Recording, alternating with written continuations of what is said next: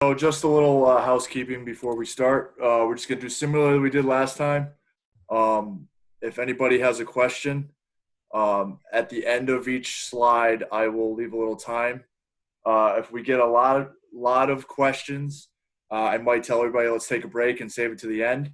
I don't have a long presentation, but I do want to make sure everybody gets the questions in. If we don't get them all in because we lost a little time here in the beginning, my email will be right at the end, so feel free to email me any additional questions. All right, so tonight we got another budget workshop on the 2021 budget.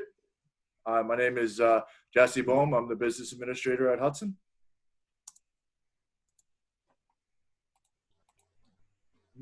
So tonight I'm going to go over the budget process. I want to let everybody know how this budget got developed. I'm going to do an overview of the 2021 proposed spending plan. I'm going to go over some of the key drivers of how we came up with that budget plan. And then there will be some questions, time for questions towards the end. All right, so the budget process. First, we begin with 3 years of actual spendings. We go back, kind of review the historical, gives us an idea of where things have been. Next, we look at the revenue projections from the state estimates and adjust based on known actual numbers. Like for the expense-based aids, we do our best to make adjustments to those projected aids to actual expenses in the 1920. Then we calculate the tax levy limit.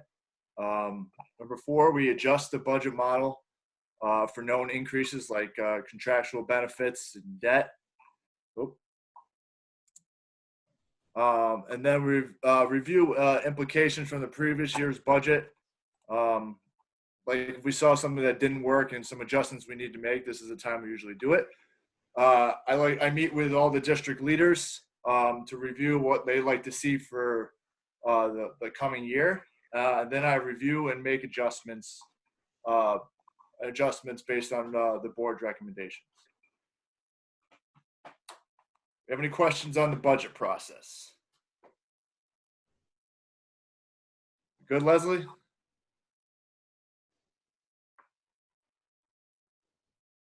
Sorry, we're good. Okay. All right. So this is the 2021 proposed spending plan.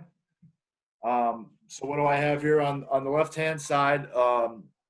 Is the items, and then in the middle is the description and the proposed amount. So first I'm going to talk about the general support.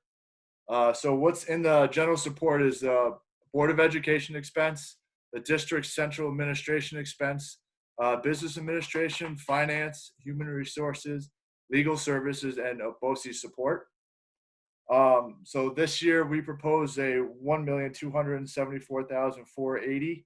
And this is actually a decrease from last year's budget of right around 0.33% or $4,000. Excuse me, Jesse. Mr. Sheffer has a question. Go ahead, Mr. Sheffer. I have to unmute him. Hold on. Okay.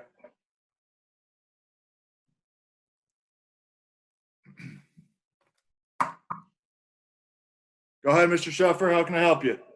Can my face be seen? I'm sorry? Can my face be seen? Currently, we're not. We are we've been advised by a lawyer not to have people from the public be shown at these meetings, just for the reason of they can have inappropriate things and that kind of stuff. We want to distract from the actual meeting. Is there any other question I can answer you about the presentation so far? Yes, take and put my face on the screen. I'm sorry, we can't do that right now. So, Leslie, can you please mute him and we'll continue here. Well, I have a question. Okay, go ahead. So, Jesse, I can sense the anger in your voice. Clearly, you've seen my letter. So, I'm wondering about the whole process. You're aware of the funding transparency form that you submitted to the state? Yes. Okay. I wonder if you would address that in terms of how it relates to spending for the next year and why the district has not posted that form on its website as it's required by law. We have currently in the phase right now, it's out with the state. The state's reviewing it, and they're getting back to us on any adjustments that we may have. So once the state gives us approval, we'll be putting it out there for us. Jesse, that's completely wrong. It says so on exactly in the rules. What you Okay. submit to the state has to be posted immediately. Any adjustments, including audits, will be changed later. You have to post exactly what you sent to the state. I have what you sent to the state, and frankly, it's already been approved. Okay, Mr. Sheffer, I apologize. The guidance that I have is what we're currently doing. Do you want me to read to you Listen, the please let me rules? speak. Please let me speak. You No, got your turn. please let me speak. Isn't this the community workshop? Yeah, but this is also my budget community workshop. I'm trying to answer your question. Okay? I have guidance. I put it on there. And then once I get approval to do that, I will certainly put it out there. Let's please move on to a different thing. I'd like to keep on moving on with this budget presentation. Do you have any additional questions on this?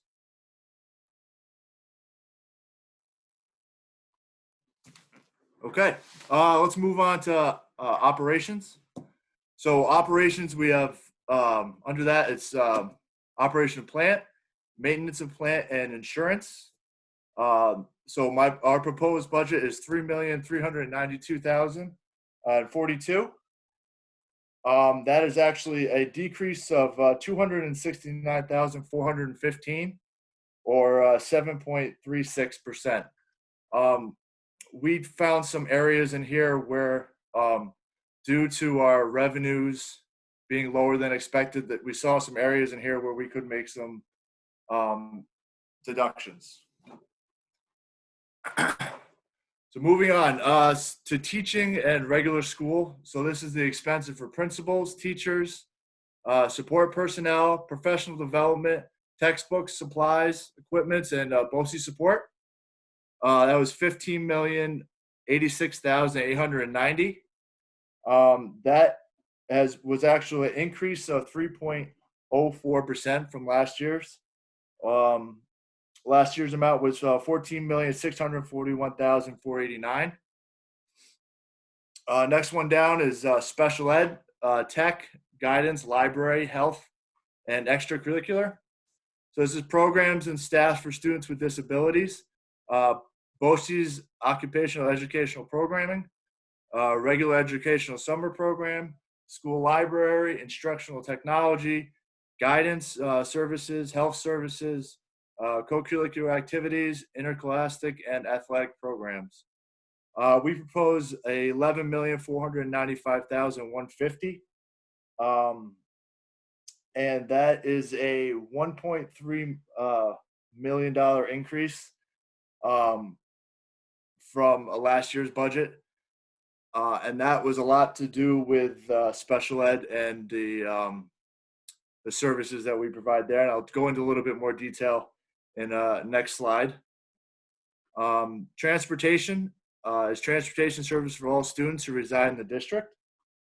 That was an increase of $594,279, and our proposed for 2021 was $11,495,150. Oh, I apologize. It's $3,192,800. I apologize. And again, that was a $594,279 increase from last year. The last one is employee benefits, debt service, special education summer school. This is the retirement for the ERS and TRS, the medical insurance, the Social Security, workers' compensation, unemployment insurance, principal and interest on our serial bonds, a district share of support special ed summer program. And our proposal is $17,691,058, and that is a $211,000 increase from last year. So our total for this year is a $52,132,420 million proposal. That is a $2.3 million increase from last year, or 4.7%. Does anybody have, I will be going into, in the next couple slides, a little bit more details that really drove this increase on this budget. But does anybody have any questions on this slide?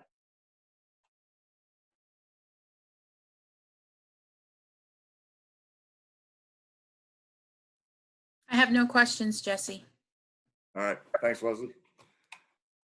So this is the slide that kind of breaks it out in percentage-wise. So you see the administration and support is 9% of it. Instructional takes up more than half the percent of it. Transportation is 6%. Benefits, debt, and transfer to other funds, which is the support for summer school, is 34%. Any questions on that one?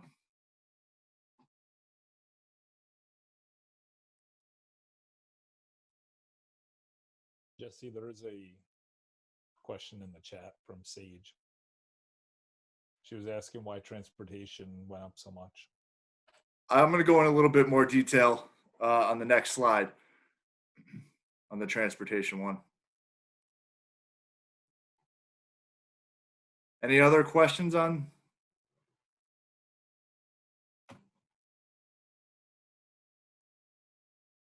All right. So this kind of the key drivers that really made this budget increase around 2.3 million. One, I'd like to also bring up the state aid. As I mentioned in my previous presentations, with the current economic situation, and the state has put our foundation aid, which is our biggest aid, back to 1920 rates, which is a 375,000 decrease from the governor's first proposal that he was given to us. What he also did was institute a pandemic adjustment, which was a decrease in foundation aid of over $600,000.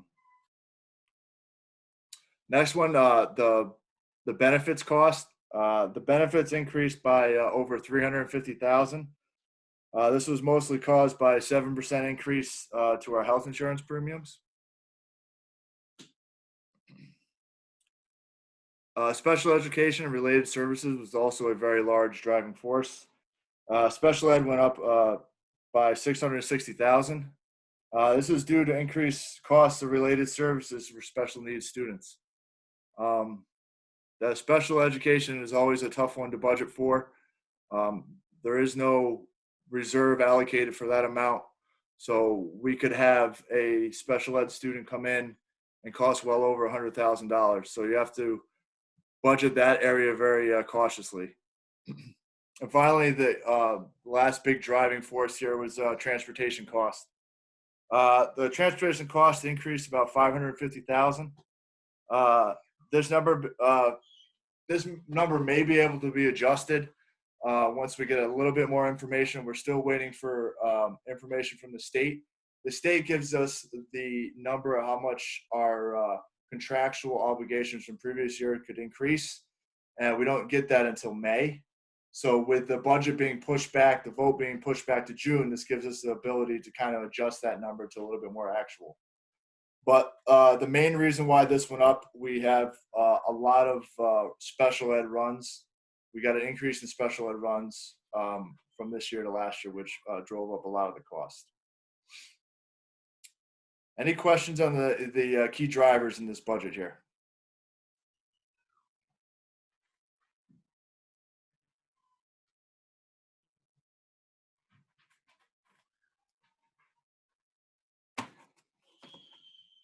No questions, Jesse. Okay, well, if anybody else comes up with any additional questions, here's my email address. Feel free to reach out to me anytime. Any questions, any clarifications, please let me know.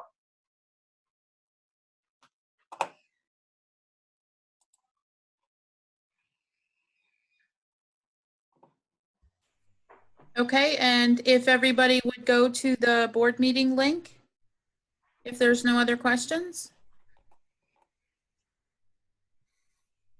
I had just put something on there that it would be helpful next time, Jesse, to have another column so that we can see what the decrease or increase was in each one of those areas of school life. You got it. I can definitely, maybe another presentation. I'll definitely give you more detail out there. And I guess I would just ask if there's anything else that the board would like to see next time. I know this is a global overview and we can get into more details the next time that Jesse does the presentation as well. Again, everybody knows my email, so please, if you come up with any ideas or items you'd like to see, or if you hear anybody from the public that would like to see a little bit more information, please don't hesitate.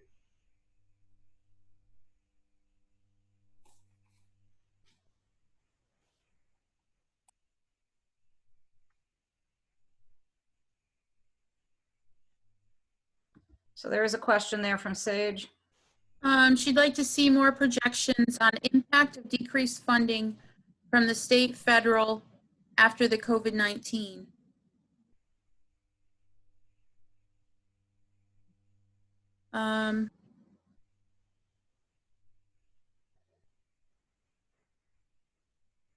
Everybody is muted. Sorry, guys, I was not able to unmute. So for the next presentation, I'd like to get into some of the projections of what we're going to do if we have significant decreases in aid from the state and the federal, just so we're, you know, thinking ahead on that, because it seems like it's definitely coming. So we're having conversations at the administrative level, of course, at our staff inventory of, you know, we're heavily human resources as a school district, as all school districts are. So looking at our staff to student ratio and our essential staff, which, you know, we anticipate needing a lot of support for our students, academic, social, and emotional, when we are able to come back to school. So we're trying to balance the budget based on what we know we absolutely need and looking at our staffing and our ability to make adjustments if the need should come up. And we do look, you know, like there's going to be a cut in our future.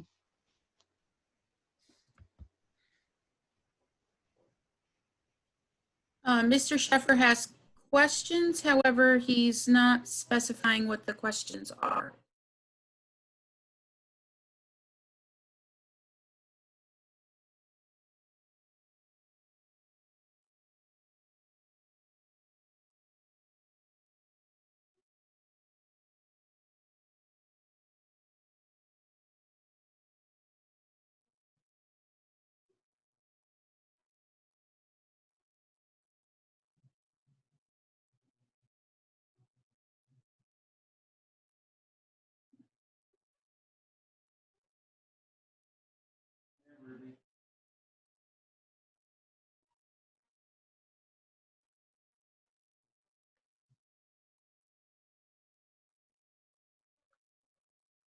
Is everybody on mute, or did I do that?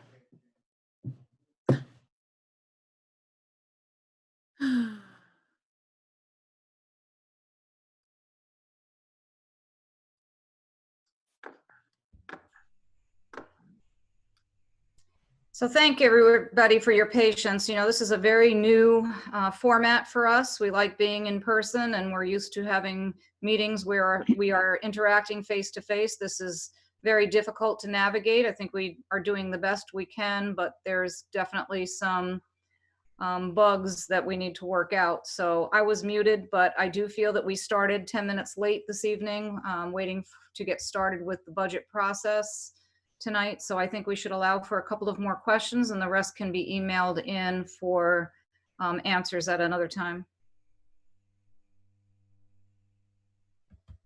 Okay, Mr. Sheffer has questions. You hear me? Yes, go ahead. Yes. Yeah, you started very late, and I think you should add time for the community to question this budget. I think the increase is audacious and outrageous and should be looked at very carefully in terms of cuts.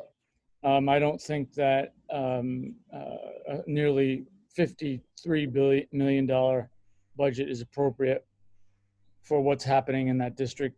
But anyway, Jesse, my question was specifically to follow up on the utility tax from last time, which is a part of your revenue, so it certainly comes under your budget. In 2018, you had a $1.1 million utility tax revenue base. You're now down to 600,000. Can you explain to me how it is that consumers are using less utility and less of what you tax at 3%, including telephone and propane and whatnot?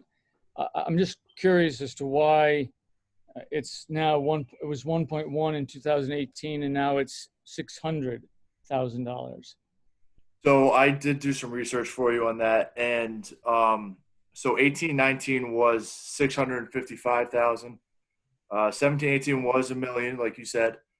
16-17 was 668,000, and 15-16 was 600,000.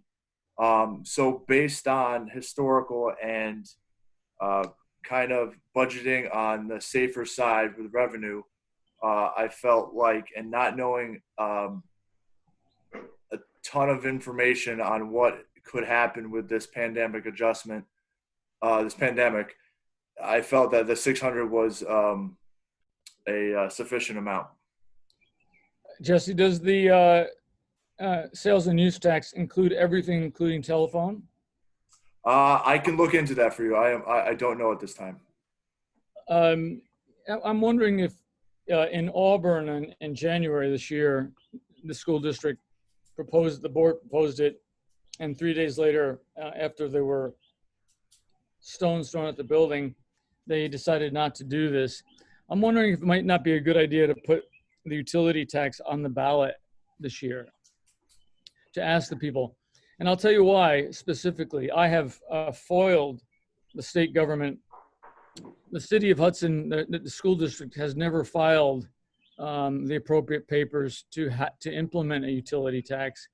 There's no record of it ever being, the resolution being passed, and the certified mail copy of it sent to six agencies in New York State government. So you're not, and this, I did this foiling before the virus killed everything. So basically you're not legally able to implement this tax, and I'm going to apply for the tax to be reimbursed to the public for the years past the statute of limitations, which we think is about 4 to 6 years. Do you have do you happen to have in your files the certified mail copy of the resolution and the notice that you're supposed to give the controller, state ed, tax finance in your filing? It appears as though it was never sent to the state government. Utility tax is now being done without the registration with the government or the authorization of the state government. I'm wondering if you would be willing to address that legally in terms of a refund to the district taxpayer. I can certainly look into it. That's as far as I'm willing to say right now. Do you know the regulations involving utility tax and how to do it? Mr. Sheffer, I'm sorry, not off the top of my head, I do not. Well, it's $1 million of your revenue. I mean, you should know how to do it. I will look into it, I promise. It's easy. You just go on the internet. And I told you I would look into it. Do you have any additional questions? Yes, I do. I want to talk about the capital reserve issue. I see that what it's listed for, but really, what are you setting the fund up for? Well, we're setting up the fund for future capital projects to lower the local cost. So if we were to go out, and we don't need to fund this reserve at all. We just have it as an avenue if we were able to fund it. This is a way to put away money to lower the local costs with a future capital project. You're aware of what your own internal auditors said to you about interfund transactions and the problems that you have. To be specific, your inability to. Mr. Sheffer, I think I would like to have more. Do you have any additional questions on the budget or related to the 2021 budget? Because if there's any other people. Have I gone? I think this is all related. I'm not asking about anything else. All right. I just wanted to give everybody a shot if they had any additional questions. Well, ask the person that wants to cut me off to cut me off. I want to hear that. If you're going to ask some additional questions, please ask the questions. I am asking the questions. I'm asking you specifically, have you addressed the questions raised by Scott Prusser about interfund transactions within the district and the concerns they have about a future capital reserve fund? And you tell me how that's not related to your budget. And I listen, you can be as nasty as you want. I have refined my questions to the budget and to the financing of this district. It's nothing about anything else. That can come later. You're here to answer questions like this. This is a fair question. You haven't, if you want to treat me like this, go ahead. And then, I apologize. I did not mean to treat you that way. I was just trying to give everybody the opportunity to ask some questions. Who else is asking questions? No one. Well, you haven't. Okay, I'm not going to argue with you. I will address your answer right now about the interfund transfer issue that was brought up in the last audit. I have sat down with the business office, and we've put in some plans of internal controls to make sure that issue doesn't happen again. Well, it's not just that. It's that the internal controls of the school district are in question here, and by your own auditors, they don't even want to address that issue because they're afraid to. To be specific, are you now reimbursing other funds for transfers that were made? We are looking into it, and we will make sure that everything is done appropriately.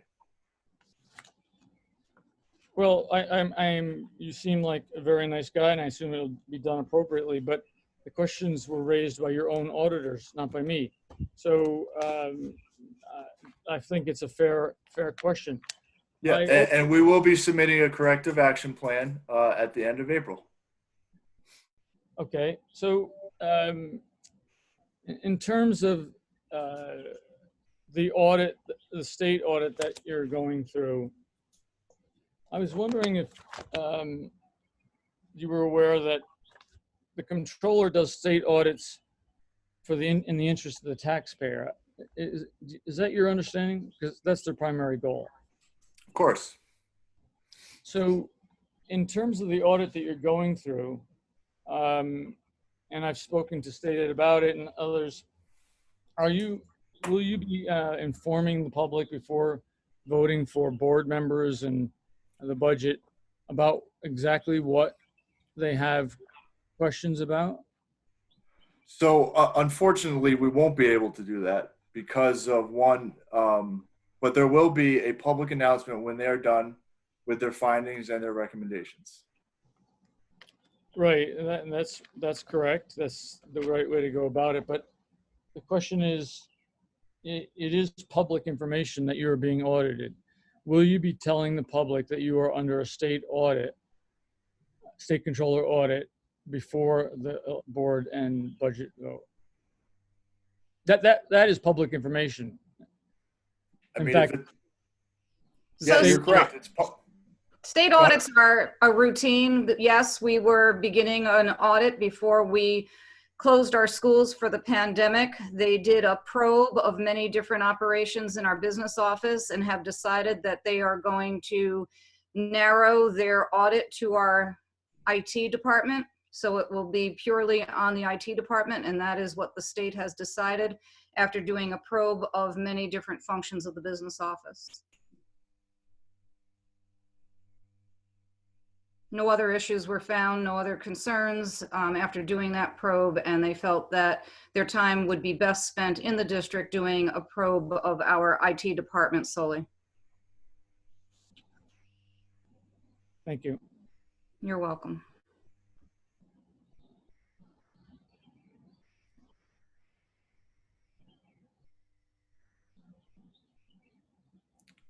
Are there any other questions?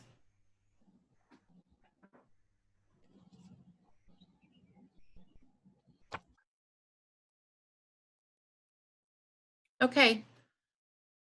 Can everybody hear me? Okay, so if we could move to the board meeting link now? Is that okay? Isn't the board link looks like it's the same meeting ID. Is that correct? Do we have to log out of this and log back in? I think you should. Okay. Okay. Okay, thank you.